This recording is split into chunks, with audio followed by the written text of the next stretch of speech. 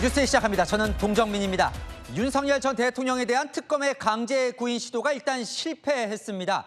오늘 소환에 불응하자 이 내란 특검은 구치소를 향해서 데려오라고 지시를 했는데요. 윤 전 대통령이 안 나가게 했다고 하면서 불발됐습니다.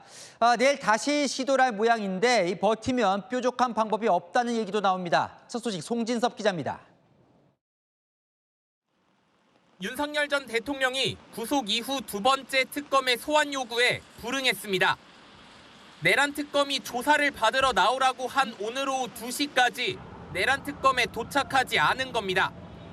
오후 2시까지도 윤 전 대통령이 오지 않자 내란 특검팀은 곧바로 서울구치소 측에 강제 구인 지휘를 내렸습니다. 교도관들에게 윤 전 대통령을 내란 특검이 있는 서울고검 청사에 오후 3시 반까지 데리고 오라고 했지만 윤 전 대통령은 건강상의 이유를 들어 구치소 수용실을 나갈 수 없다는 입장을 고수한 걸로 전해졌습니다. 구치소나 수용실로 특검 관계자가 직접 방문하지는 않았습니다. 특검은 과거 사법 시스템의 한 축을 담당했던 윤 전 대통령의 불응을 납득하기 어렵다며 내일 오후 2시까지 인치하도록 재차 구치소 측에 지휘 공문을 보냈다고 밝혔습니다. 서울구치소 측은 최선을 다했지만 전직 대통령 신분을 고려할 때 물리력을 행사하기가 어려웠다는 입장을 특검에 밝힌 걸로 전해집니다.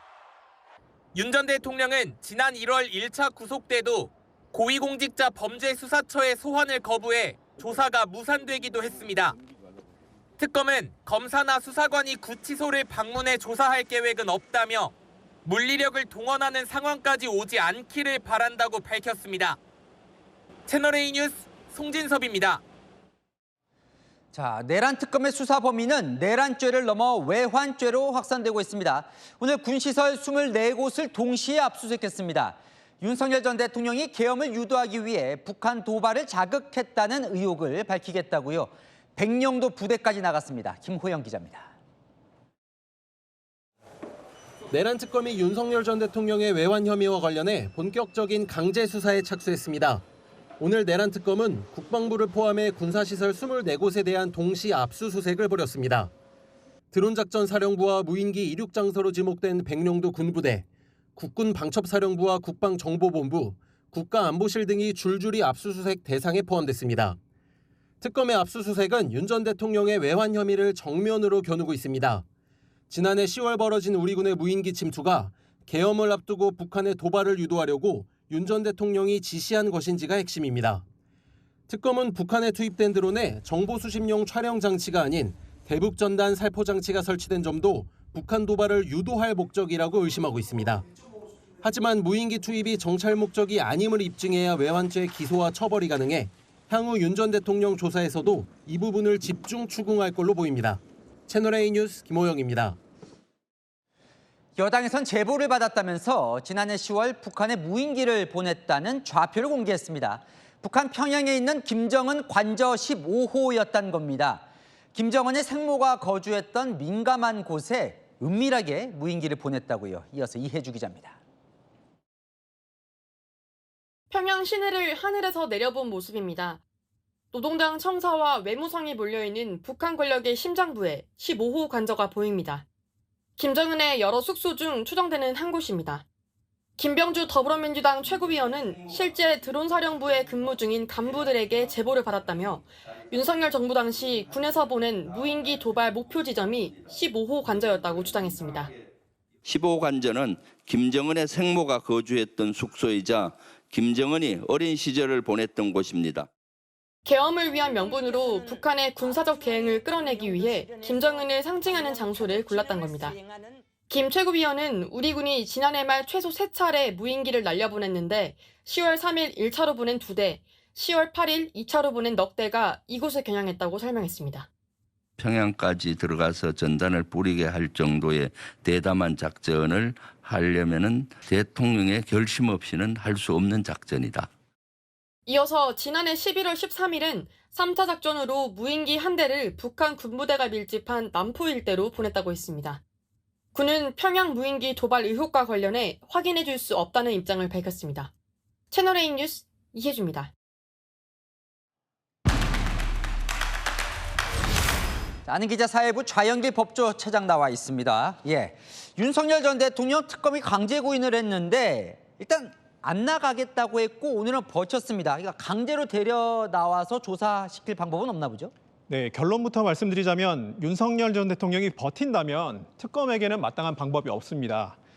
특검은 앞서 오늘 오후 2시까지 조사받으러 나오지 않으면 강제 구인하겠다고 예고를 했습니다. 이 강제 구인이라는 것이 특검 관계자가 윤 전 대통령을 직접 데려오는 게 아니라 구치소 교도관에게 특검에 출석시켜달라 이렇게 지휘를 하는 방식입니다. 오늘 교정당국은 특검 지휘를 수행하기 어렵다 이렇게 회신을 했습니다. 전직 대통령인 점을 고려할 때 강제 물리력을 동원하기 어려웠다 이렇게 설명하고 있습니다. 그러니까 전직 대통령이라 강제로 뭐 끌어내지 않겠다는 건데 그럼 뭐 좀 특혜라고 봐도 되는 거예요? 어때요? 네, 일반 수용자들도 구속 이후에 검찰 소환에 불응하는 경우가 종종 있습니다. 이 경우에도 물리력을 써서 강제로 끌고 나오는 방법을 쓰지는 못합니다. 다만 일반 피의자들은 교도관 지시에 대부분 따르기 때문에 강제 구인이 불발되는 사례는 거의 없다고 합니다. 내란 특검은 내일 오후 2시까지 다시 이제 시도를 하겠다고 해요. 만약에 윤 전 대통령이 나와서 아무 말 안 하면 어떻게 됩니까, 그건? 네, 일단 특검은 윤 전 대통령 대면 조사는 반드시 하겠다는 입장입니다. 과거 박근혜 전 대통령도 구속 당시 검찰 소환에 불응한 적이 있습니다. 이때는 수사팀이 구치소에서 방문 조사를 했었는데 하지만 내란 특검은 방문 조사는 없다 이렇게 못을 박았습니다. 윤 전 대통령이 출석을 하더라도 진술을 거부해버린다면 입을 열 방법은 없습니다. 하지만 특검은 그동안 윤 전 대통령 측에 끌려다니지 않겠다 이렇게 여러 번 강조해 왔습니다.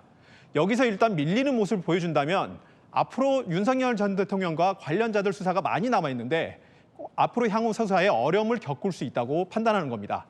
결론적으로 윤 전 대통령 측과 기싸움에서 여기서 밀릴 수 없다 이렇게 판단하는 걸로 보입니다.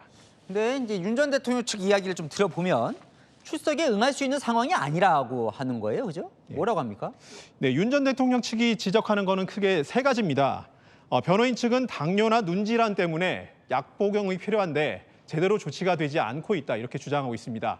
그리고 운동 시간도 제대로 보장되지 않고 있다고 하고 있습니다. 지지자들 사이에서는 폭염에 에어컨이 없는 독방에 가두는 게 인권 침해라는 주장도 나오고 있습니다. 실제로는 어떻게 봐야 됩니까? 인권 침해나 뭐 차별이라고 볼 만한 대목이 있는 거예요? 네, 하나하나 따져보면 다른 수용자들에 비해서 특별히 차별받고 있다 이렇게 보기는 어렵습니다. 법무부는 외부 약품을 반입을 허가했다 이렇게 설명하고 있고 운동 시간도 다른 수용자와 똑같이 하루 1시간씩 허용하고 있다고 설명합니다. 다만 윤 전 대통령에겐 다른 수용자들과 분리시켜서 운동 시간을 주고 있다는 점이 차별점인데 서울구치소 원형운동장은 여러 개의 격벽이 있기 때문에 수용자들을 분리시킬 수 있습니다. 그리고 에어컨 없이 선풍기로 지내는 수용실 냉방 상황도 다른 수용자와 다르지 않습니다. 그럼 오늘 소환을 거부하고 윤 전 대통령은 구치소 안에서 뭘 했을까요? 알 수 있습니까? 네, 윤 전 대통령은 오늘 하루 일과 대부분을 변호인 접견에 썼습니다. 가족이나 지인이 찾아가는 일반 접견은 보통 한 번에 30분씩 시간 제한이 있습니다. 하지만 변호인 접견은 피의자의 방어권 보호가 목적이기 때문에 따로 시간 제한이 없습니다. 윤 전 대통령 입장에선 변호인과 사건 대응을 논의해야 된다면서 특검 소환에 응하지 않는 명분을 갖는 효과가 있습니다. 여기에 더해서 선풍기만 있는 독거실과 달리 접견실은 에어컨 냉방이 되기 때문에 잠시나마 폭염을 피할 수 있다는 이점도 있습니다. 네, 좌영길 차장은 잠시 후에 또 좀 이야기 나눠보겠습니다. 자, 이번에 김건희 특검진 소식 좀 살펴보죠. 대기업 전현직 총수들을 출소환했습니다. 카카오 창업자 김범수 의장도 소환 대상인데요. 이 삼부토건 전현직 경영진들은 오늘 중 구속영장을 청구하기로 했습니다. 김지윤 기자입니다. 출범 직후부터 삼부토건 주가 조작 의혹을 수사해온 김건희 특검. 삼부토건 압수수색에 이어 지난 주말까지 전현직 경영진을 소환 조사했습니다. 그리고 오늘 삼부토건 전현직 회장 등 경영진 4명에 대해 구속영장을 청구하기로 했습니다. 주가 조작에 관여한 핵심 피의자들에 대한 구속영장을 청구할 예정입니다. 이들은 삼부토건이 우크라이나 재건 사업에 본격 참여하는 것처럼 투자자들을 속여 주가를 띄운 혐의를 받습니다. 특검팀은 주가 부양 과정에서 김 여사가 관여했거나 이득을 받는지도 따져보고 있습니다. 특검은 김 여사의 측근이자 집사로 지목된 김모 씨 벤처회사에 투자했던 대기업 최고 경영진들에 대해서도 줄 소환을 통보했습니다. 김범수 카카오 창업주, 조현상 HS 효성 부회장, 김익래 전 다우키움그룹 회장, 윤창호 전 한국증권금융 사장 등을 오는 17일 오전 10시에 불러 조사할 예정입니다. 자본 잠식 상태였던 김모 씨 회사에 184억 원이나 투자한 이유를 추궁할 전망입니다. 채널A 뉴스 김지윤입니다. 김건희 특검팀은 양평 고속도로 특혜 의혹도 수사 중인데요. 당시 원희룡 국토교통부 장관을 곧 소환할 전망입니다. 오늘 국토부를 포함해 10여 곳을 압수수색했습니다. 유지훈 기자입니다. 김건희 특검팀이 양평고속도로 노선 변경 의혹과 관련해 전방위 압수수색에 나섰습니다. 국토교통부 장관실과 한국도로공사, 고속도로 타당성 조사를 했던 용역업체 등 총 18곳을 압수수색했습니다. 출국금지 상태인 원희룡 전 국토부 장관과 김선교 국민의힘 의원은 오늘 압수수색 대상에는 포함되지 않았습니다. 원 전 장관은 2023년 재임 당시 양평고속도로 특혜 논란이 일자 사업 백지화를 선언했습니다. 도로 개설 사업 추진 자체를 이 시점에서 전면 중단하고 2021년 예비 타당성 조사를 통과한 노선이 2023년 5월 수정됐는데 수정 노선 종점 일대에 김 여사 일가의 땅이 있는 게 알려지면서 특혜 의혹이 불거졌습니다. 양평 군수를 지낸 김 의원은 노선 변경을 직접 요청한 인물로 지목받았습니다. 특검팀은 압수물 분석을 마치는 대로 원 전 장관 등을 소환해 노선 변경 이유와 김 여사 일가 땅과의 연관성을 집중 추궁할 계획입니다. 채널A 뉴스 유주은입니다. 자연계 법조 차장과 계속 이야기 좀 나눠보겠습니다. 이번엔 김건희 특검 수사 상황을 좀 살펴볼게요. 삼부토검 관계자들이 이제 오늘 구속영장이 청구된다는 거잖아요. 지금 어디까지 와 있는 겁니까? 네, 일단 삼부토건 주가 조작 의혹은 김건희 특검팀이 가장 공을 들이고 있는 사건입니다. 왜냐하면 도이치모터스 주가 조작 사건이나 건진법사 사건, 명태균 의혹 이런 사건들은 기존의 검찰이 상당 부분 수사를 진행시켜 놓은 사건들입니다. 하지만 삼부토건 주가 조작 의혹은 특검이 가장 성과를 낼 수 있고 윤 전 대통령이 현직일 때 불거진 의혹이기 때문에 특검이 수사력을 집중하고 있고 오늘 영장까지 청구까지 왔습니다. 네, 보면 일단 원희룡 전 장관은 겨누는 것 같이 보입니다. 어떻습니까? 네, 일단은 오늘은 삼부토건 전현직 경영진만 구속영장을 청구했습니다. 특검 수사는 원희룡 전 장관을 거쳐 윤석열 전 대통령 부부를 향하게 될지가 주목됩니다. 삼부토건이 2023년 우크라이나 재건 포럼에 참석하고 이 관련 사업을 수주할 것처럼 허위 보도자료를 냈다. 그리고 그렇게 해서 주가를 띄웠다는 게 의혹의 핵심입니다. 이 행사는 원희룡 전 장관이 가세하면서 무게가 실렸습니다. 원 장관이 어떤 의도를 가지고 행사에 참여했느냐 이걸 밝히는 게 1차 관건입니다. 그리고 재건 포럼 2개월 뒤에는 윤석열 전 대통령 부부가 우크라이나를 방문하면서 삼부토건 주가가 또 한 번 뜁니다. 이것 역시 우연의 일치냐 아니면 연관성이 있느냐 특검은 이걸 밝히려고 하고 있는 겁니다. 네, 김건희 특검이 오늘 아까 앞서 보신 김범수 카카오 창업주 등 이제 대기업 관계자들 줄선할 예정이라고 하는데 왜 부르는 거예요, 여기?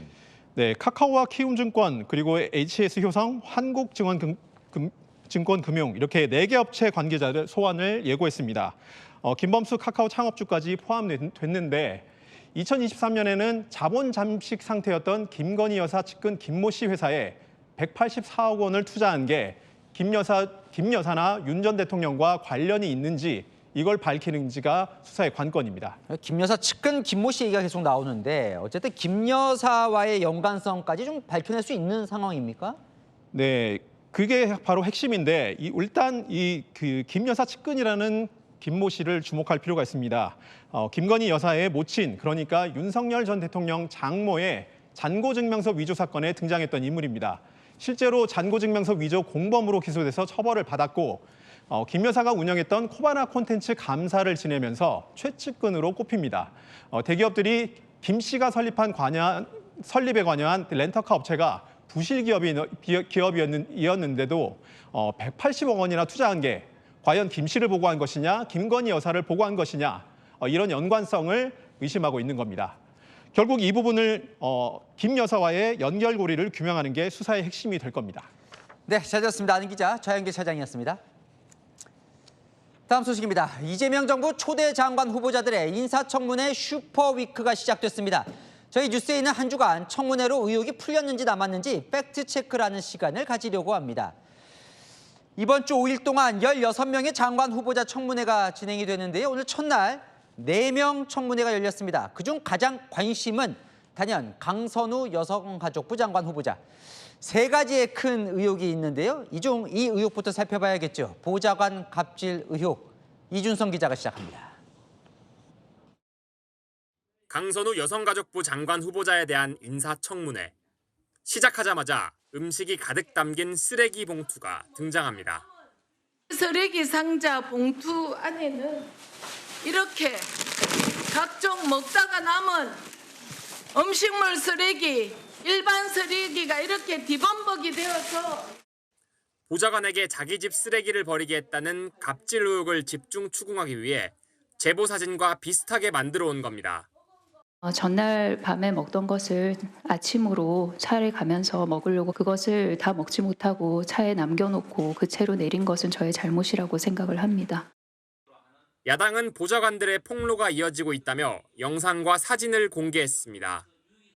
이것은 빙산의 일각입니다. 첫째, 가정가구 구매 시 견적 비교 뽑아오기, 백화점 돌면서 명품 사오라고 지시한 거, 10분에 한 번씩 올라오는 용문자, 고함, 어느 부분이 허입니까? 비대 물새니까 고쳐라. 당시에 급박해가지고 조언을 구하고 부탁드리고 그런 것이 부당한 업무 지시로 보여줄 수 있다는 것은 제가 차마 생각을 못했었습니다. 강 후보자는 발달장애를 가진 자녀를 언급하다 눈시울을 붉혔고 그 과정에서 여야가 충돌하기도 했습니다. 저희 아이는 저의 시작이자 전부이자 마지막입니다. 그러지 마세요. 강 후보자는 갑질 의혹을 제보한 보좌관의 법적 조치를 검토했다는 보도에 대해선 그런 적 없다고 부인했습니다. 채널A 뉴스 이준성입니다. 보좌관 갑질 의혹을 넘어 강선우 후보자가 보좌관 재취업을 방해했다는 의혹도 제기가 됐습니다. 최재원 기자가 이어갑니다. 국민의힘은 강선우 여성가족부 장관 후보자가 퇴직한 전직 보좌진의 새 출발을 방해했다고 공세를 폈습니다. 권고 사직 처리도 안 해줘서 실업급여도 못 받게 했다고 합니다. 실업급여는 퇴직자들이 최소한 생활할 수 있도록 지원하는 급여입니다. 한 가지 말씀만 덧붙이자면 본인이 원하는 형식으로 사직이 됐다는 말씀도 덧붙입니다. 보좌진의 재취업 방해 의혹도 제기됐습니다. 퇴직 후 취업 방해까지 했다는데 이건 너무 잔인하지 않습니까? 강선우 후보 임명을 어떤 메시지로 받아들일지 우려가 되고 보좌진 소모품 아닙니다. 강 후보자가 갑질 의혹을 언론 등에 제보한 보좌진들을 향해 법적 조치를 하려 했다는 의혹을 두고도 공방이 벌어졌습니다.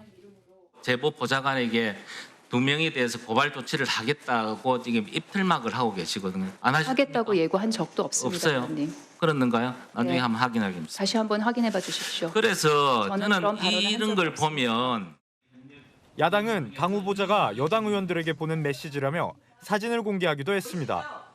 제보하고 있는 전직 보좌관 2명에 대해서 법적 조치라는 문서도 만들어 돌리고 이래서 이분들이 굉장히 가슴이 저려 있을 것 같습니다. 여당 보좌진들과 함께 흐름을 공유하기 위해서 작성이 되었던 것이 어떻게 하다 보니 밖으로 유출이 된 것으로 알고 있습니다. 여당 의원들은 해당 메시지를 받은 적이 없다며 강 후보자를 엄호했습니다. 채널A 뉴스 최재원입니다. 이해 충돌 의혹도 불거졌죠. 강선우 후보자가 국회 보건복지위원으로 활동하는 동안 배우자가 바이오 벤처 기업으로부터 스톡 옵션을 받았다. 해당 기업 관계자가 증인으로 나왔습니다. 뭐라고 했을까요? 정현주 기자입니다. 국민의힘은 강선우 후보자 배우자가 바이오업체 벤처기업의 스톡 옵션을 갖게 된 경위를 집중 추궁했습니다. 보건복지위에 2020년 6월에 배정받습니다. 그해 8월 5일에 보건의료 벤처기업 세미나를 진행했을 때 이의일 엑셀 세라뷰틱스 대표 지명 토론자로 참석합니다. 강 후보자가 복지위원 시절 남편이 감사로 재직한 바이오 업체에 유리한 토론회가 열렸다는 겁니다. 이후 남편이 이 회사의 스톡 옵션을 받았다는 점도 지적했습니다. 보건복지위 위원됐고 그 남편은 변호사 하시면서 이 회사에 스톡옵션을 받습니다. 이게 아무런 관련이 없다고 생각하십니까? 그런 의혹을 가지실 수 있다고 생각합니다. 무보수를 계속 4년 넘게 일하셨습니다. 강 후보자는 스톡 옵션을 받았다는 사실을 청문회 준비 과정에서 처음 알았다고 주장했습니다. 전년도와 같이 취소 정리된 줄 알았으나 취소되지 않았던 상태임을 이번에 인지하게 됐던 것입니다. 스톡옵션 모두 포기했고요. 국민의힘은 뇌물죄에 해당한다고 비판했습니다. 말로만 내가 안 할래. 근데 취소되지 않는 상황이란 말입니다. 뇌물죄 성립이 될까요, 안 될까요? 이해충돌 없잖아요. 이런 방식으로 음해하는 데에 대해서 정말로 문제 제기를 안 할 수가 없고. 강 후보자가 당시 토론회 개최가 이해충돌에 해당하지 않는다는 국회 사무처 답변을 받았다고 주장하자 국민의힘은 자료로 내놓으라고 압박했습니다. 그냥 김민석 후보처럼 무조건 아니다 하는 게 그냥 닮으신 것 같아요. 자료를 요구합니다. 채널A 뉴스 정현주입니다. 네, 정치부 이남희 선임 기자와 이 청문회 본 뒤에 좀 팩트 체크를 좀 해보려고 합니다. 자, 강선우 후보자 이 최대 관심은 이 갑질 의혹인데 그래서 의혹이 풀렸습니까? 어떻습니까? 하나씩 설명을 해드릴게요. 논란 핵심이 보좌관에게 사적 심부름을 시켰던 갑질 의혹인데요. 두 가지 의혹 일단 해명은 했습니다. 쓰레기 분리수거를 지시했다는 의혹 이렇게 해명했습니다. 전날 밤 먹던 것 아침으로 먹으려고 차에 가져왔는데 놓고 내렸다. 그건 내 잘못이다. 이렇게요. 그리고 변기 수리 지시 의혹은 있었죠. 지역 보좌진에게 부탁해서 조언을 구했던 거다. 이렇게 말했는데요. 그러니까 불찰이라고 사과는 했습니다. 하지만 맥락은 이렇습니다.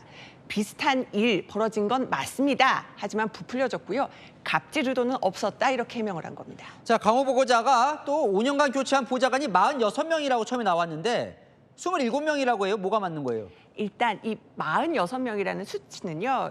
거기서 확인했어요. 국회 사무처 자료로 저희가 확인을 한 겁니다. 그런데 이제 강 후보자는 중복 인원을 빼고 실제 사직 인원이 27명이라고 오늘 밝혔습니다. 실제로 승진을 하거나 동일인이 중복될 수 있는 그런 카운팅을 할 수 있어서 이렇게 27명이 맞다는 겁니다. 그러면 27명이 맞는 건데 그러면 자주 바뀐 거예요? 27명은? 일단은 1년에 계산을 해보니까 1년에 5명꼴로 바꾼 거거든요. 강 후보자는 그중에서도 시의원에 출마하거나 육아휴직한다고 그만둔 이도 있었다. 이렇게 해명을 했습니다. 제가 또 보좌진들한테 한번 물어봤어요.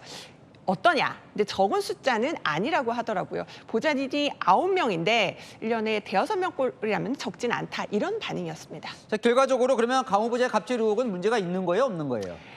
갑질이라는 게요. 일단 굉장히 주관적인 의혹이잖아요. 현행법을 한번 찾아봤습니다.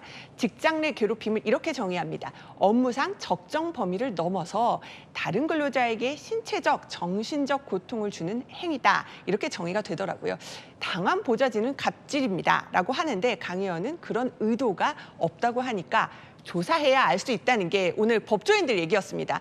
그런데 보좌진이 증인 채택이 안 된 상황에서 물음표만 남긴 채 오늘 청문회로 끝날 가능성이 높습니다. 또 하나의 큰 의혹 중에 하나는 이해충돌 논란이에요. 강 후보자 관련해서. 이건 어떻게 해소가 된 거예요? 일단은 핵심이 강 후보자가 국회 보건복지위원으로 일하면서 배우자가 감사인 바이오 벤처기업에 특혜를 주고 스톡옵션 받은 게 아니냐 이 의혹이죠. 강 후보자가요 배우자 회사 관련 토론회도 열었고요. 지원 법안도 발의했다는 의혹입니다. 일단 배우자가 스톡 옵션을 받은 건 사실입니다. 그런데요, 강 후보자는 안 받겠다고 했었는데 받았는지 이번 청문회 준비 과정에서 처음 알았다. 안 받겠다. 이렇게 다시 한번 강조를 했습니다. 그런데 스톡 옵션 받은 거 진짜 몰랐을까? 이런 의문은 남아 있습니다. 하지만 이 회사가 뚜렷하게 강 후보자로 인해서 어떤 혜택을 얻었는지는 아직 명확하게 밝혀진 건 없습니다. 자, 오늘 청문회에서 주목해야 할 장관 후보자가 한 명 더 있는데요. 정동연 통일부 장관 후보자입니다. 위장전입 의혹 그리고 가중 태양광 사업 이해충돌 의혹. 이건 어떻게 진행이 됐을까요? 김민곤 기자가 일단 이어갑니다. 정동영 통일부 장관 후보자는 위장전입 의혹을 인정했습니다. 전주까지는 1시간 정도 걸리기 때문에 인근에 있는 곳으로 주민 등록을 옮긴 것이 아닌가. 주민등록이 그렇게 옮겼던 것은 좀 불찰이었던 것 같습니다. 살지 않은 건 맞습니다. 배우자가 전북 전주에 살면서 취득한 전북 순창군 농지 인근에 주소를 두고 있었던 겁니다. 야당은 농지 취득 자격을 얻기 위한 고의적인 위장 전입을 의심했습니다. 그 위장 전입한 이유는 영농 거리가 멀면 안 되니까. 사실과 다릅니다. 귀촌을 적극적으로 환영하고 집을 지으려는 사람에게는 일반 농지를 다 대지로 적극적으로 전용해서 위법 사실이 없습니다. 올해 3월 영농형 태양광 지원 법안을 공동 발의한 것이 태양광 업체를 운영하는 부인, 아들, 동생에게 특혜를 주려 했다는 의혹도 제기됐습니다. 배우자 민 씨께서 전국에 태양광 필지 20곳을 보유를 하고 있고 아드님 두 분께서도 경기, 연천, 충북, 충남 등 곳곳에 최소 4곳의 태양광 업체를 보유하고 있는 것으로 확인됐는데 이에 대해서도 떳떳하다고 말씀할 수 있습니까? 공동 발의고요. 영농형 태양광과 제 아내가 소유하고 있는 태양광은 전혀 성격이 다른 겁니다. 중고 태양광 발전 시설입니다. 5군데로 알고 있고요. 정 후보자는 생계형 호구지책으로 태양광 시설을 매입했다고 했지만 국민의힘은 20억 원이 넘는 자산을 가지고 생계를 언급하는 건 국민 눈높이에 맞지 않다고 지적했습니다. 채널A 뉴스 김민곤입니다.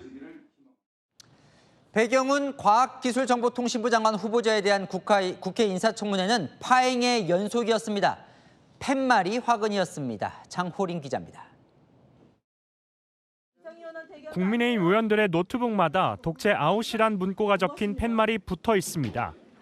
공영방송 지배구조 개편을 골자로 하는 방송 3법 개정안이 여당 주도로 통과된 것에 대해 불만을 드러낸 겁니다. 중차대한 법안에 대해서 상임위원장께서 독단적으로 이끌어오신 부분에 대해서는 분명한 이런 개선이 있어야 된다. 최민희 과방위원장은 곧바로 사퇴를 선포했습니다. 네, 그래서 저는 국회법에 따라 경호에게 이 피켓을 띌 것을 요청드립니다. 띄워주세요. 이후 최 위원장과 민주당 의원들은 팻말을 떼는 조건으로 배경훈 과기부 장관 후보자 인사청문회를 시작하겠다고 밝혔는데 국민의힘이 거부하며 14분 만에 정회됐습니다. 국회 방호원들이 팻말을 떼려는 과정에서 고성도 오갔습니다. 뛰세요. 두 차례나 중단된 끝에 오후 1시가 넘어서야 시작된 청문회.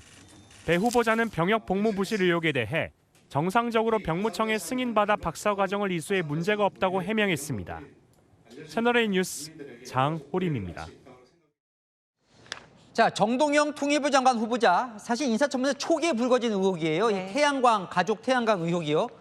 어떻게 된 거예요 지금? 일단은 오늘 어떻게 해명했는지부터 따져볼게요. 자, 논란의 핵심은 정 후보자가 태양광 지원법 발의한 후에 가족 업체들이 이득을 받냐 여부잖아요. 해명을 한번 따져볼게요. 자신이 발의한 법안이 지원하는 태양광 사업과 또 우리 가족이 하는 태양광 사업은 성격이 전혀 다르다. 이렇게 말했습니다. 무슨 얘기냐면 정 후보자 법안은 농업인한테 혜택을 주는데 이제 초점을 맞춰져 있거든요. 근데 정 후보자 가족 업체는 일반 업체라서 이 법안의 혜택 대상이 아니란 취지입니다. 그러니까 법안 발의한 게 가족들한테 혜택이 없다는 건데 그러면 이해 충돌 논란은 없어지는 거예요? 일단 제가 법안 한번 내용들 살펴봤거든요. 보시죠. 정 후보자 법안을 보면 영농형 태양광 사업 인허가 절차를 간소화한다. 또 태양광 설비 사용 기한을 연장한다. 이런 내용이 담겨 있는데 이 부분이 있어요. 컨설팅 지원에 대한 내용도 담고 있습니다. 이 법을 통해서 정 후보자 가족 업체가 지금까지 혜택을 본 게 뭐 드러난 건 없습니다.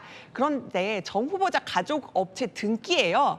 태양광 발전 컨설팅이 사업 목적에 포함이 돼 있거든요. 장기적으로 보면 정 후보자가 공동 발의한 이 법안으로 이해 충돌이 벌어질 여지는 여전히 남아있는 겁니다. 근데 정 후보자가 위장 전입은 인정을 했네요. 예, 맞습니다. 정 후보자 배우자가 전북 전주에 살면서 취득한 전북 순창군 농지 인근에 주소를 두고 있었다는 위장 전입 의혹은 시원하게 인정을 했습니다. 궁금한 건 왜인데 그 왜에 대해서는 명확한 답을 내놓지 않았는데요. 야당은 농지 취득을 통해서 특혜 얻으려던 것 아니었냐 뭐 여러 가지 의심은 거두지 않는 상황입니다. 네, 이남희 선임 기자 살펴봤습니다. 폭염이 주춤한 사이 쏟아진 물폭탄에 곳곳이 침수 피해를 입었습니다. 밤사이 남부지방에 내린 기록적인 폭우로 도로가 물에 잠기고 울릉도에선 산사태가 일어났습니다. 배영진 기자입니다. 도심 도로가 물에 잠겨 강처럼 변했습니다. 쏟아지는 빗줄기에 하수구는 역류합니다. 호텔 주차장으로 물이 차오르더니 순식간에 차량 바퀴까지 잠깁니다. 로비까지 물이 들어차자 쓰레받기로 연신 물을 퍼냅니다. 하수구가 물이 안 내려가잖아요. 양수기가 5대로 돌려도 물이 빠져나가질 않았잖아요. 밤새 부산과 경상도 지역에 물폭탄이 쏟아졌습니다. 경남 거제에는 242mm, 부산 사상구는 192mm, 경북 울릉도에도 159mm 넘는 폭우가 내렸습니다. 울릉도 일부 지역에선 산사태가 발생해 도로를 덮쳤습니다. 도심에서도 담벼락이 무너지거나 도시철도 공사 현장이 침수됐습니다. 부산 등 영남권에선 200명 가까운 주민이 대피하고 160건 넘는 피해 신고가 접수됐습니다. 비가 하수구를 통해서 역류를 하는 거예요. 그래갖고 이제 온 방, 거실, 화장실도 변기도 역류를 합니다. 그래갖고 이렇게 침수가 다 되는 거예요. 이번 주 내내 전국에 비 소식이 예보된 가운데 지역에 따라 강한 비가 쏟아져 각별한 주의가 필요합니다. 채널A 뉴스 배영진입니다. 네, 이웃 간 소음 갈등이 흉기 난동으로 번졌습니다. 쪽방촌에서 시끄럽다며 이웃을 흉기로 살해하려 한 60대 남성이 붙잡혔는데요. 과거에도 살인 미수 전력이 있던 걸로 드러났습니다. 임종민 기자입니다.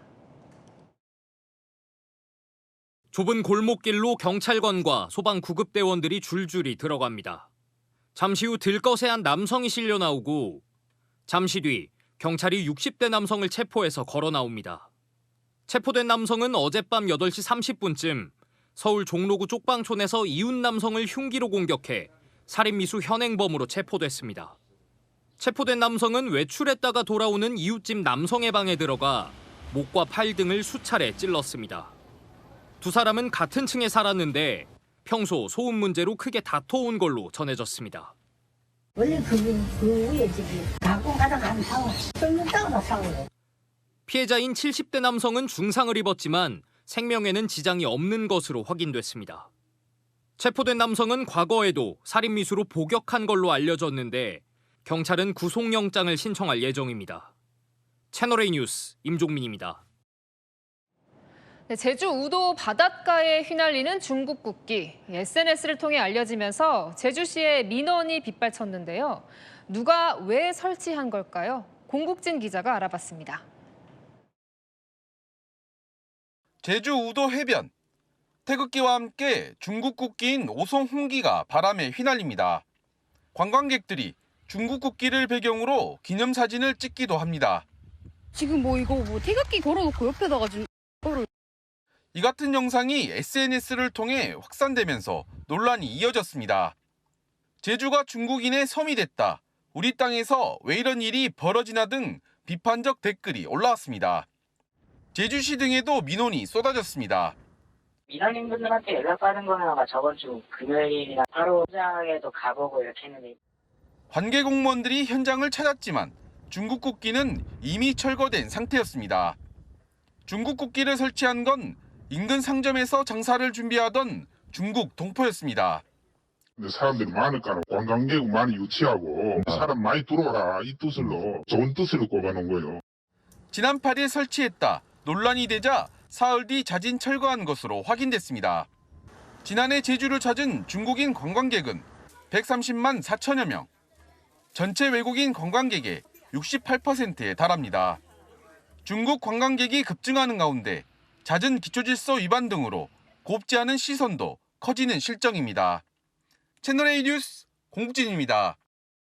서울 강남역에 가면 토끼굴이 있습니다. 진짜 토끼굴은 아니고 언젠가부터 흡연자들의 아지트가 된 골목을 강남구가 새 공간으로 탈바꿈시킨 건데요. 그런데 이제 주변 골목들이 몸살을 앓게 됐습니다. 무슨 사연인지 현장 카메라 정경은 기자가 취재했습니다. 좁은 골목 양쪽이 플리프로 가득하고 스피커에서는 수시로 안내 방송이 나옵니다. 여기는 흡연 금지구역입니다. 과태료가 부과될 수 있으니 이동해 주시기 바랍니다. 상습 흡연구역으로 민원이 쏟아지던 곳인데 강남구가 지난해 1억 원을 투입해 금연구역 토끼굴로 조성했습니다. 소설 이상한 날의 앨리스를 컨셉으로 해 토끼굴이라는 명칭이 붙었습니다. 효과를 묻자 대답들이 묘합니다. 지금은 보시다시피 하고 이 사람들이 과연 어디로 갔을까? 거기에 대한 것만 효과 있는 거지. 다른 곳으로 하지만 어차피 피우는 사람들은 토끼굴을 조성하니 이 골목은 괜찮아졌는데 더 깊은 골목 안쪽이 몸살을 앓고 있다는 겁니다. 주말을 앞둔 금요일 밤에 다시 가봤습니다. 흡연자가 몰리던 토끼굴은 완전한 금연구역으로 재탄생했지만 바로 옆 골목에서는 여전히 담배를 피우는 사람들이 많습니다. 꽁치가 한 3분의 1은 더 생긴 것 같아. 네. 더 죽으려고 그래, 거기 경비 아저씨들이. 그러면 뭐 하냐고. 그러면 또 하고. 흡연자들도 할 말은 있습니다. 마이크도 풍선일 거예요. 거기서 못 피니까 안 좋아서. 생각까지 써봤는데 거기 만들어 놨는데 부스를 하나씩 만들어놨는데 2,000만 원씩 해서 그렇게 어려웠어요. 주변에 흡연 부스는 없는 걸까? 이곳에서 가장 가까운 흡연 부스는 어디에 있을까요?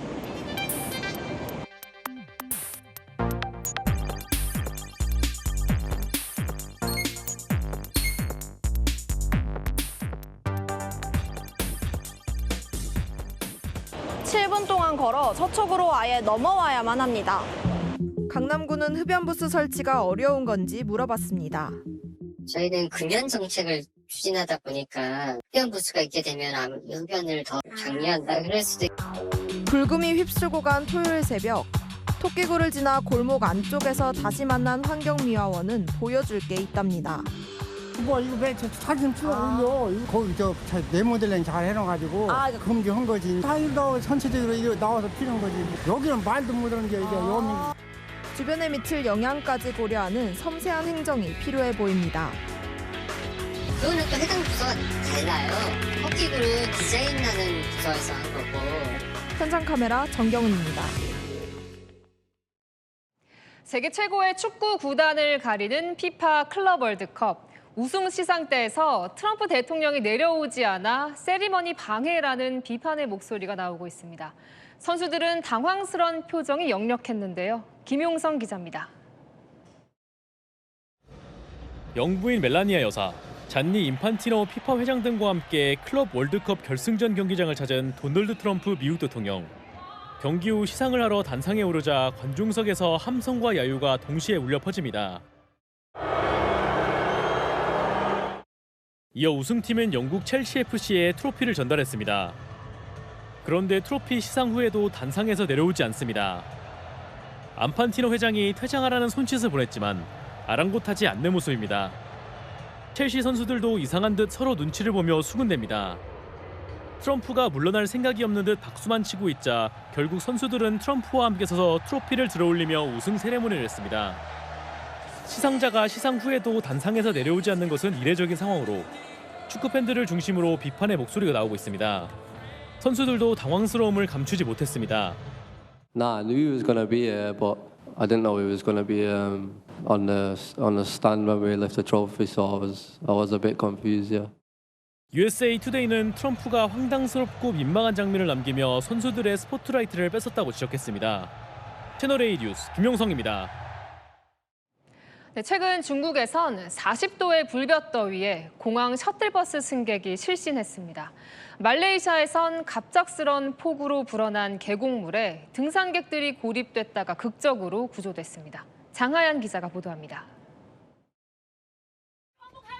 공항 활주로에 서 있는 셔틀버스 안에 승객 약 100명이 가득 차 있습니다. 무더위 속에 사람들은 연신 부채질을 하고 이마에는 땀이 흐릅니다. 아무리 기다려도 내리라는 말이 없자 결국 분통을 터뜨립니다. 일부 승객은 유리창을 깨려 합니다. 결국 40도 가까이 오른 열기를 견디지 못하고 여성 승객 1명이 실신했습니다.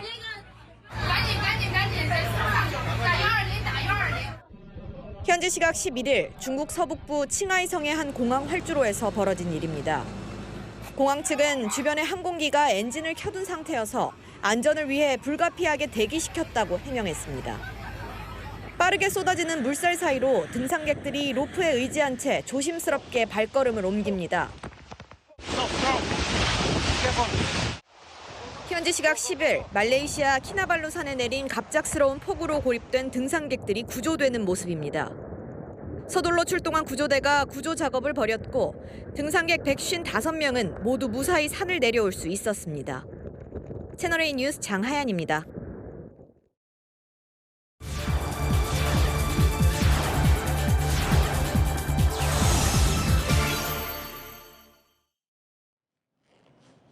네, 한류를 타고 요즘 미국인들이 푹 빠진 한국 음식이 있습니다. 팥빙수 같은 디저트인데요. 막대기에 꽂아 먹는 한국식 핫도그도 줄을 서서 사 먹는다고 합니다. 세계를 가다 워싱턴 최주현 특파원이 취재했습니다. 미국 워싱턴 DC에서 서쪽으로 차로 약 15분 거리에 위치한 주택가 볼스턴. 사람들로 북적이는 곳은 최근 문을 연 카페입니다. 이곳에서 한국식 팥빙수를 팔고 있습니다. This is Korean like shaved ice. So we eat it with red bean paste and then condensed milk, but that's we put it on the side. 이 주문을 받는 키오스크에는 이 빙수라는 말과 함께 얼음을 갈아 만든 음식이라는 표현도 함께 적혀 있습니다. 팥과 생과일을 얹은 전형적인 한국식 빙수로 미국인들은 평소 즐겨 먹던 아이스크림의 무거운 느낌과 달리 사각거리며 씹히는 얼음 식감이 신선하다고 평가합니다. American dessert is like high sugar. It felt like a different layer of sweetness. At the end, when we put the cream on top, and mixed it with the red bean. This one is almost like snow. Like when we were eating it, it felt we're eating snow. In this weather, so could you recommend this dessert to your neighborhood or a friend? Yeah. 100%. 비슷한 시각, 근처 알링턴 지역에 문을 연 한국식 핫도그 매장에도 손님들이 줄을 서 있습니다. 빵 사이에 소시지와 채소를 넣은 미국식 핫도그에 익숙한 이들에게 막대기에 소시지를 꽂고 빵 반죽을 입혀 튀긴 한국식 핫도그는 식감부터 완전히 다른 디저트로 여겨집니다. The fillings are different. You know, like I have the mozzarella. I think in America that's not as common. And then also like putting the potatoes on the outside is very unique. 미국의 유명 대형마트에는 최근 한국 과자 코너가 따로 마련됐습니다. 걸그룹 블랙핑크의 제니 등 한류 스타들이 한국 과자를 먹거나 인기 애니메이션 K-팝 데몬헌터스에 한국 과자가 등장하면서 관련 제품의 수요가 폭증한 겁니다. I watch K-drama. I watch a lot of K-dramas. 미국 현지 매체들은 한국 대중문화의 인기에 힘입어 한국식 디저트까지 미국인들의 생활 속에 침투하고 있다고 평가했습니다. 워싱턴에서 채널A 뉴스 최주현입니다. 네, SK텔레콤 해킹 사고로 시행된 위약금 면제 마지막 날인 오늘 통신사들 간 고객을 지키고 뺏으려는 치열한 유치 경쟁이 벌어졌습니다. 불법 보조금까지 등장했습니다. 여인선 기자가 취재했습니다. KT와 LGU+ 대리점 앞에 보안을 강조하는 글들이 붙어 있습니다. SK텔레콤 해킹 사고로 인한 위약금 면제 마지막 날인 오늘 두 업체 대리점들은 보안을 강조하며 가입자 유치를 위해 총력전을 펼쳤습니다. KT 같은 경우는 보안에 투자를 가장 많이 했고 그런 면에서는 좀 안전하죠. 만약에 아직까지도 20매출 못 받으셨다 하면 조금은 위험한 상황인 거죠. 이에 맞서 SK텔레콤은 반값 요금을 내세우며 고객 지키기에 나섰습니다. 다음 달 고객님 쓸 요금에서 50% 할인이 들어갈 거고요. 그다음에 6개월간 데이터 50기가씩 제공을 해드릴 거고. 다음 달 1일부터 10일까지 가입자들에게 스타벅스 아메리카노 한 잔 무료 쿠폰을 제공하는 등 대대적인 할인 행사도 발표했습니다. 이동통신 3사의 치열한 가입 유치 경쟁 틈을 노려 성지라 불리는 일부 판매점에선 불법 보조금으로 파격적인 판매 조건을 제공하기도 했습니다. 돈을 오히려 빼드리긴 하는데 뭘 대고 저 상황은 빼드릴까요? 치열한 가입자 유치 경쟁 속에 시장 1위 SK텔레콤 점유율이 40%대 아래로 내려갔을지 관심이 쏠립니다. 채널A 뉴스 여인선입니다. 비트코인이 사상 처음으로 12만 달러를 돌파했습니다. 미국의 친암호화폐 정책에 대한 기대감이 반영된 걸로 보입니다. 계속 오를지 아니면 떨어질지 김태우 기자가 전문가들의 얘기를 들어봤습니다. 비트코인 투자하고 계세요? 네, 투자하고 있습니다. 수익률이 좋고 탄력성이 좋은 편이라서 훨씬 더 좀 뿌듯함을 느끼고 있습니다. 주변에서 월급 받으면 10%에서 15% 정도를 이제 비트코인으로 투자로 이렇게 돌리고 있는데 투자할 걸 후회 조금 하고 있습니다. 비트코인이 연일 최고치를 경신하며 투자자들의 관심이 집중되고 있습니다. 오늘 비트코인은 사상 처음으로 12만 달러 선을 돌파했습니다. 원화로 1억 6,500만 원 선을 넘어선 건데요. 일주일 만에는 10%, 1년 만에는 86% 넘게 급등했습니다. 이번 급등은 미국 하원이 가상화폐 관련 법안을 집중 논의하는 암호화폐 주간에 접어든 게 호재로 작용했습니다. 법안이 통과되면 트럼프 행정부의 친가상자산 정책이 힘을 받을 것으로 기대된다는 겁니다. 이날 시가총액 2위 코인인 이더리움도 3% 상승한 등 비트코인 외의 화폐들도 일제히 급등했습니다. 전문가들은 당분간 상승세가 이어질 것으로 전망했습니다. 하반기에는 특별한 어떤 불확실성이 없으면 어느 정도 꽤 큰 상승폭을 볼 수 있을 것 같습니다. 미국 연방정부의 비트코인 전략자산 매수 계획은 아직 발표 전이고요. 이것이 발표됐을 때도 꽤 큰 상승폭이 있을 것 같고, 여기에 ETF 자금 유입과 기업 매수세가 지속되면 2028년 50만 달러 돌파도 가능할 수 있다는 해외 기관 전망도 나오고 있습니다. 채널A 뉴스 김태우입니다. 네, 국민의힘 혁신이 앞으로 나가질 못하고 있습니다. 혁신위는 이르면 오늘 혁신안을 전당원 투표에 붙이겠다고 했는데 불발됐습니다. 당 지도부는 당내 의견을 더 수렴하겠다는데 모두가 동상이몽입니다. 손인혜 기자입니다. 송원석 국민의힘 비상대책위원장은 혁신위원회가 내놓은 인적쇄신 방안에 사실상 반대 뜻을 밝혔습니다. 어떤 사람을 내친다든지 하는 것이 혁신의 최종적인 목표가 아니라는 점은 조금 전에 제가 누차 말씀을 드렸습니다.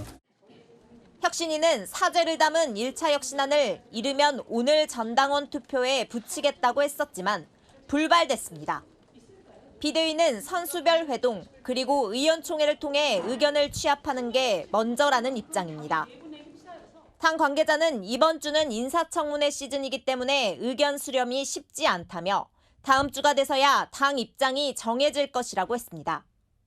결국 시간 끌기 아니냐는 비판이 나옵니다.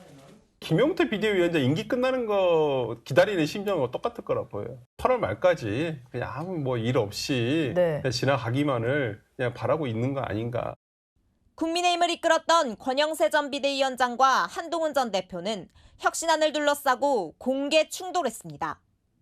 권 의원이 한 전 대표가 대선에 큰 도움을 주지 않았고 오히려 방해가 됐다고 지적하자 한 전 대표는 권 의원이 당 쇄신과 국민 신뢰 회복을 가로막는 장애물이라고 맞받았습니다.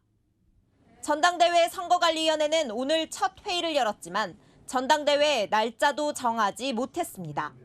채널A 뉴스 손인혜입니다. 네, 인사청문회 첫날 이재명 정부 1기 내각 후보자 4명에 대한 검증은 우려했던 대로 맹탕에 그쳤습니다.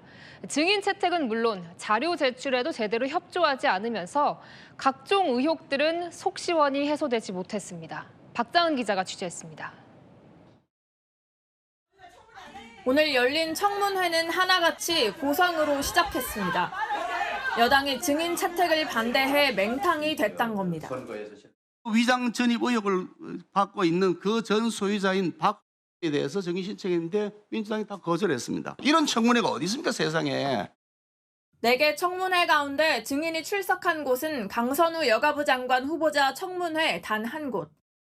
그마저도 단 1명에 불과했습니다. 청문회에서 해명하겠다 약속해왔던 후보들이지만 상임위마다 자료 제출을 둘러싸고 같은 장면이 이어졌습니다. 주식 배당수의 자료는 언제 줍니까?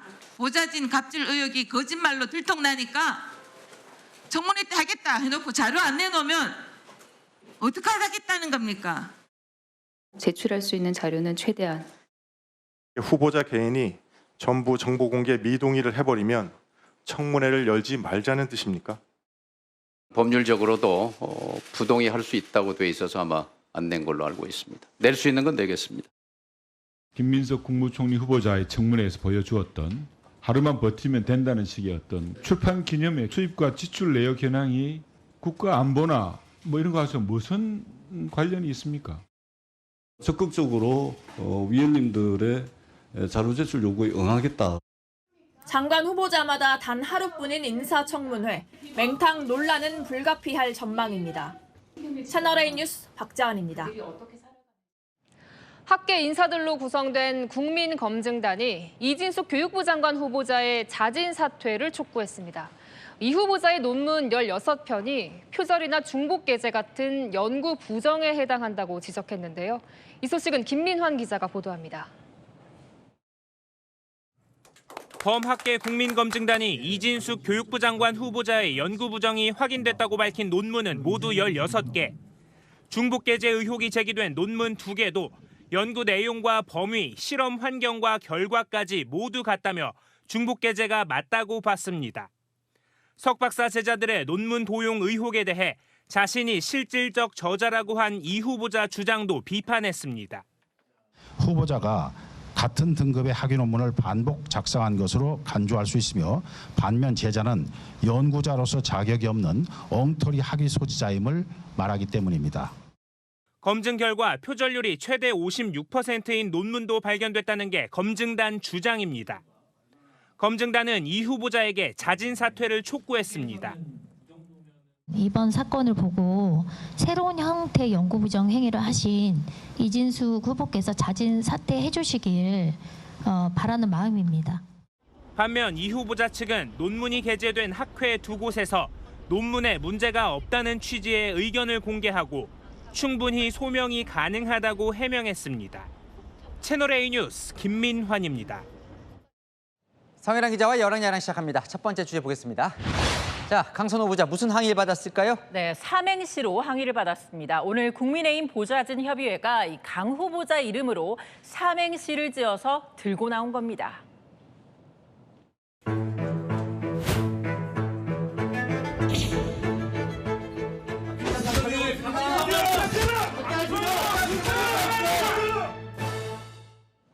회의장 안도 시끌벅적했죠? 네, 국민의힘 의원들이 피켓을 붙인 건데요. 민주당이 떼라고 요구하면서 시작부터 충돌했습니다. 벌써 후보자를 비방하는 이런 현수막을 붙여놓고 어떻게 저희가 인사청문회를 강선우 후보자 본인이 피켓 이렇게 붙여놓고 장관 청문회를 한 당사자입니다. 피켓을 더 센 거 보여줘요? 보여주세요. 저희도 붙일까요? 붙이세요.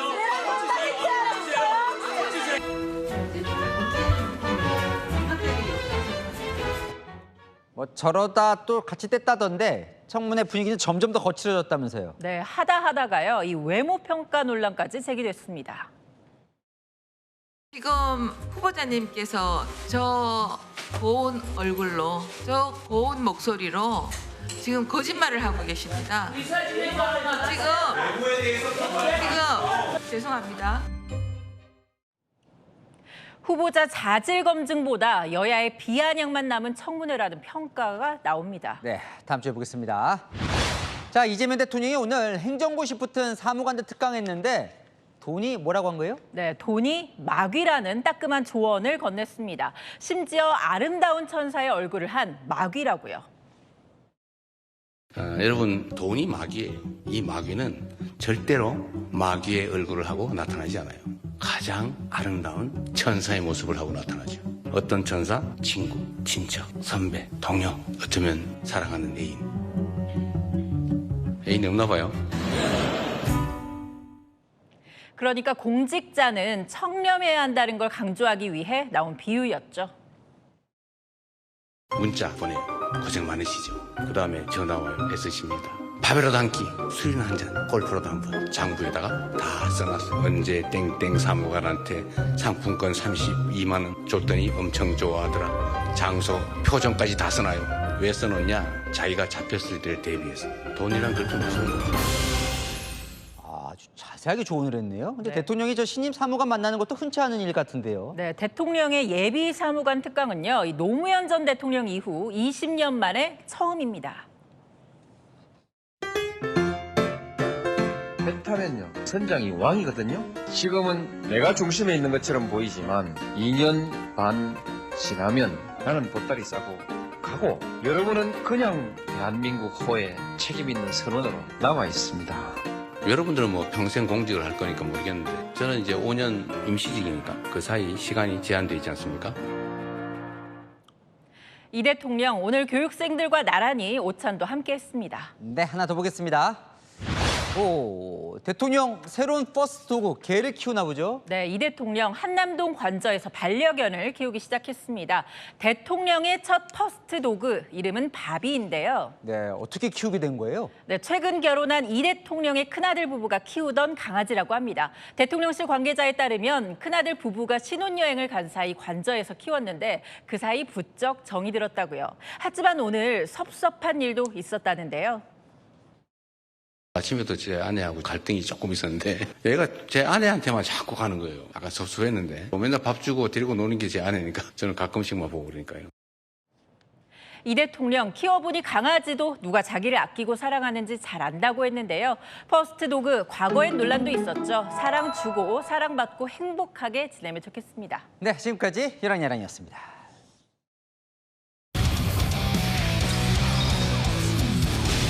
벙커에서 걷어올린 공이 그대로 홀로 빨려 들어갑니다. 호주교포 그레이스 김이 이글로 선두 추격에 나서더니 마지막 홀에선 깃대를 지나친 세컨샷이 강한 백스핀에 걸려 홀컵 50cm까지 되감겼고 또다시 이글 퍼트로 승부를 연장으로 끌고 갑니다. 연장에선 세컨샷이 물에 빠져 벌타를 받았지만 이번에 마법 같은 칩인 버디로 위기를 탈출합니다. 결국 2차 연장에서 이글에 성공한 그레이스 김이 대역전에 성공하며 생애 2승째를 따냈습니다. Yeah, just happened to have chipped it in. I don't know if I can do it again, but that was great. 상대 공격을 가랑이 사이로 가볍게 받아낸 뒤 되돌아온 공을 구석으로 강하게 내리꽂습니다. 완벽한 기량을 선보인 세계 1위 얀니크 신네르가 스페인의 라이벌 카를로스 알카라스를 꺾고 윈블던을 제패했습니다. 지금까지 스포츠A였습니다. 전국에 비가 내립니다. 내일 밤까지 영동에 최대 100mm 이상으로 가장 많이 오겠고요. 수도권에도 최대 60mm 정도가 내립니다. 다만 이번 비는 장맛비는 아닙니다. 북쪽 찬 공기와 남쪽의 열기가 충돌하며 만들어진 비인데요. 특히 대기가 불안정한 영동을 중심으로 강한 비가 내립니다. 시간당 30mm가 예상돼 호우 예비특보도 내려졌는데요. 비 피해 없도록 각별한 주의가 필요합니다. 비는 내일 대부분 그쳤다가 수요일 오전에 다시 시작되겠고요. 토요일까지 길게 이어질 전망입니다. 낮 기온은 당분간 30도를 넘지 않습니다. 다만 높은 습도로 인해 찜통더위가 찾아올 전망입니다. 내일 아침에는 서울 21도에서 출발하고요. 낮 기온은 서울 28도, 강릉 29도에 그치겠습니다. 날씨였습니다. 뉴스의 맛입니다. 시청해주셔서 감사합니다.